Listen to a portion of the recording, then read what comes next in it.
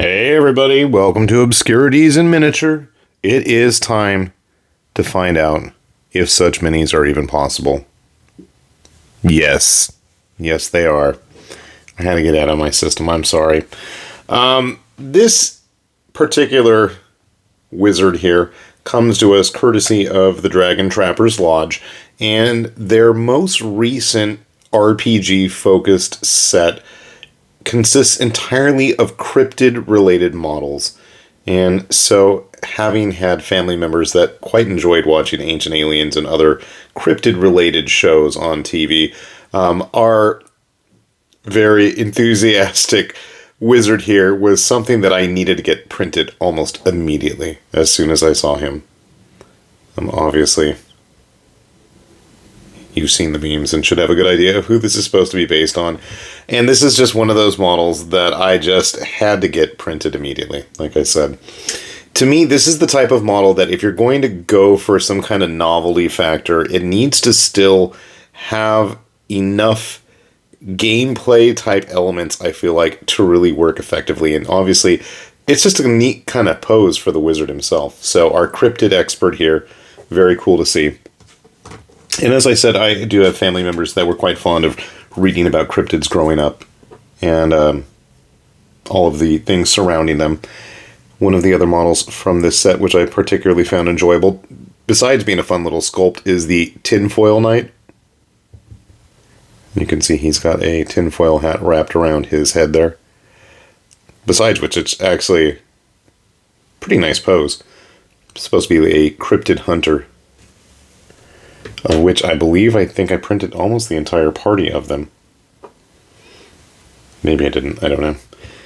Our actual cryptid hunter here. Interesting, he's got these little jaw bear trap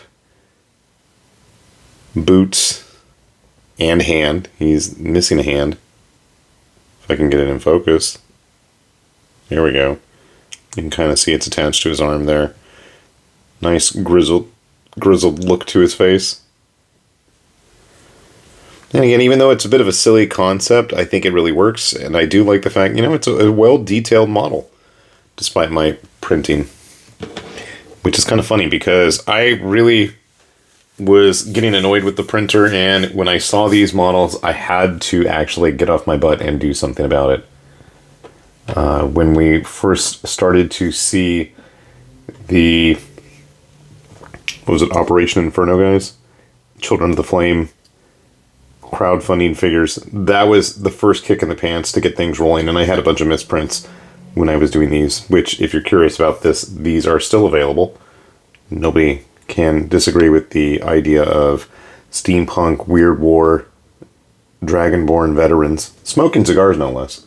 But getting back to our cryptid focus for a sec, what I thought was really cool was the variety and breadth of creatures we had. So, good old-fashioned traditional greys. And I might want to point out to everybody that, at least with the cryptids themselves, there are multiple sculpts of everything available.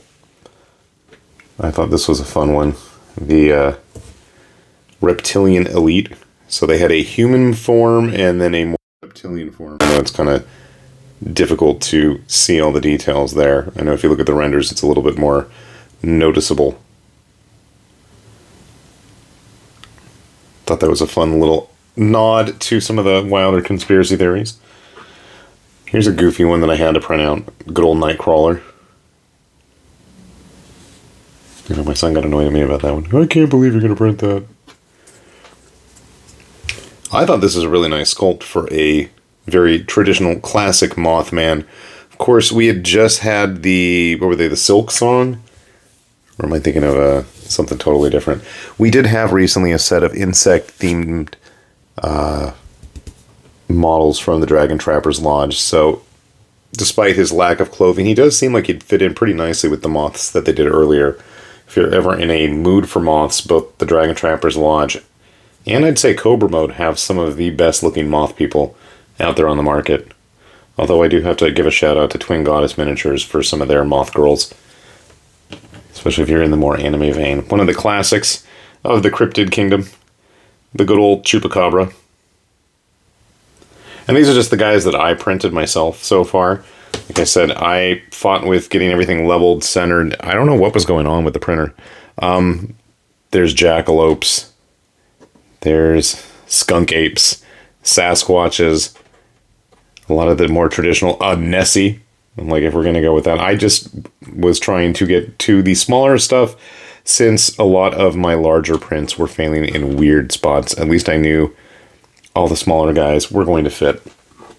Also, a quick mention for those of you who are really into fungi. We have seen the beginning of the Spore Kingdom, I believe they were called. And what's interesting about these guys is you have full units of spore mushroom dudes in various poses with a whole plethora of weapons. We've got glaives, spears, clubs, sickles, you name it, maces. In a variety of sizes, we've got the basic infantry like that, and then we have the more heavy bruisers. My issue with fungal figures is I can never really figure out how I want to paint them. It's a cool idea and a fun concept. Hopefully people that are more creative can do a lot with it compared to me. I can't.